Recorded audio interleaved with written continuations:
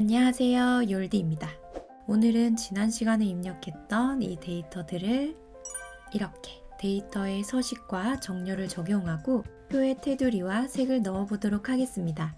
먼저 시험지의 첫 번째 조건을 보면 모든 데이터의 서식에는 글꼴을 굴림 11포인트로 정렬은 숫자 및 퇴계 서식은 오른쪽 정렬, 나머지 서식은 가운데로 정렬해서 예외적인 부분은 출력 형태, 이 부분을 참조하시오 라고 되어 있습니다. 먼저 이 모든 데이터를 선택하기 위해서 행 머리글과 열 머리글이 교차하는 이 부분 모두 선택 단추를 클릭하면 클릭, 이렇게 모든 셀이 선택됩니다. 이 상태에서 홈 탭을 선택하고 글꼴을 굴림, 글자의 크기를 11로 변경합니다. 이미 글자의 크기가 11로 되어 있기 때문에 변경할 필요는 없겠죠? 그리고 우선 모든 정렬을 가운데 정렬로 변경합니다. 글꼴 오른쪽 맞춤 부분을 보시면 정렬 버튼이 있죠? 그 중에서 가운데 맞춤을 클릭합니다. 클릭. 그럼 이렇게 모든 데이터가 글꼴은 굴림, 크기는 11포인트, 정렬은 가운데 정렬로 변경되었습니다. 그리고 숫자와 회계 서식은 오른쪽 정렬하라고 되어 있었죠? 그래서 이 데이터 중에서 숫자와 회계 서식 부분을 드래그해서 선택합니다. 그 부분만 바꿔야 하니까요. 이렇게 드래그해서 선택하고 홈 탭에 있는 맞춤 부분에서 오른쪽 맞춤을 선택합니다.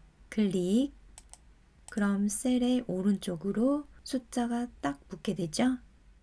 그리고 시험지에 출장비를 보면 이렇게 천 단위가 표시되어 있죠. 그리고 출장 일수를 보면 이 숫자들이 테두리에서 약간 떨어져 있습니다. 이 부분도 똑같이 설정해 볼게요. 먼저 출장비와 출장 일수의 숫자를 모두 선택합니다. 이렇게 드래그해서 선택할 수 있죠. 그리고 이번에도 홈 탭에 있는 쉼표 스타일을 클릭하게 되면 이렇게 출장비 부분에는 천 단위 구분 기호가 쭉 들어가게 되고 출장 일수를 확인해 보면 시험지와 동일하게 숫자와 테두리 사이에 이렇게 공간이 생깁니다. 자, 그럼 데이터의 서식 변경은 모두 끝났습니다. 이제 표의 테두리를 추가해 보도록 하겠습니다.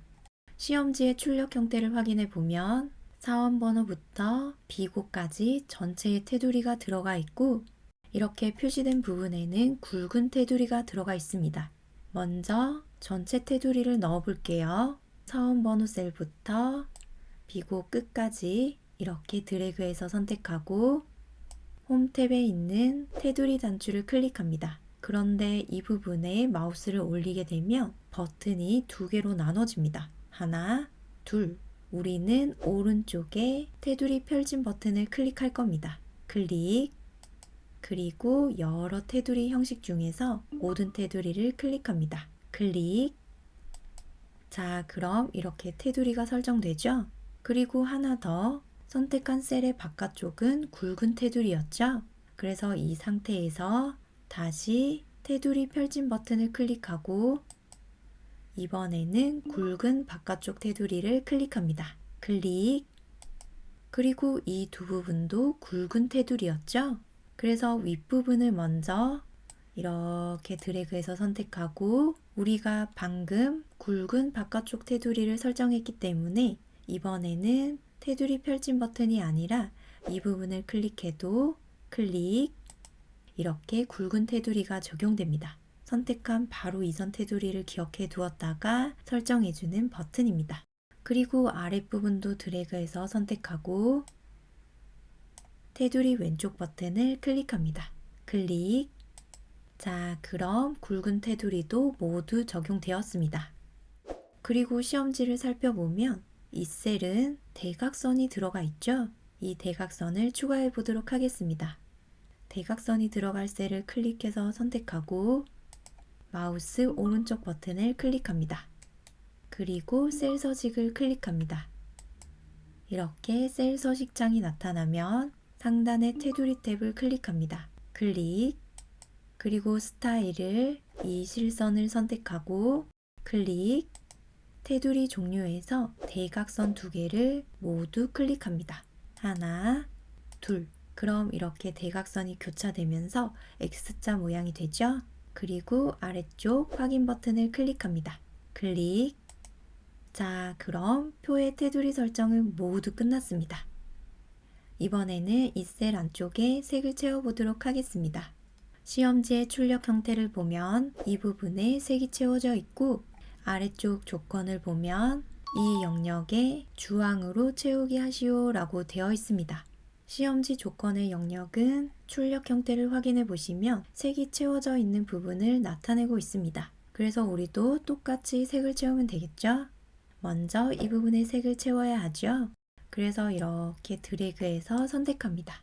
그런데 떨어져 있는 이 두 개의 셀도 한꺼번에 같이 선택하려면 어떻게 해야 할까요? 이때 컨트롤 키를 누르고 이렇게 선택하면 이렇게 떨어져 있는 셀도 한꺼번에 선택할 수 있습니다. 다시 해볼게요. 먼저 이 부분을 드래그해서 선택하고 키보드의 컨트롤 키를 누른 상태에서 사원 번호 셀을 클릭하고 계속 컨트롤 키를 누른 상태에서 출장 일수 셀도 클릭합니다. 그리고 나서 키보드에서 손을 떼주시면 됩니다. 그럼 모두 잘 선택되었죠? 색을 채우기 위해서 홈 탭에 있는 채우기 색을 클릭합니다. 이번에도 이 버튼에 마우스를 올리면 이렇게 두 개로 나눠져 있습니다. 우리는 오른쪽에 채우기 색 펼침 버튼을 클릭합니다. 그럼 여러 색이 나오게 되죠? 그 중에서 주황을 찾아서 클릭하면 클릭, 이렇게 바로 셀에 색이 채워집니다. 마지막으로 하나 더, 이 셀의 너비를 시험지와 동일하게 설정해 보도록 하겠습니다. 열 머리글 오른쪽 이 세로 줄에 마우스 커서를 놓으면 이렇게 마우스 커서의 모양이 양쪽 화살표 모양으로 변경되죠? 이때 마우스 왼쪽 버튼을 클릭하고 이렇게 오른쪽으로 드래그하면 열의 너비를 조절할 수 있습니다. 이렇게 늘린 상태에서 마우스에서 손을 떼면 이렇게 열의 너비가 조정되죠? 나머지 셀도 시험지와 비교해 보면서 맞춰주시면 됩니다.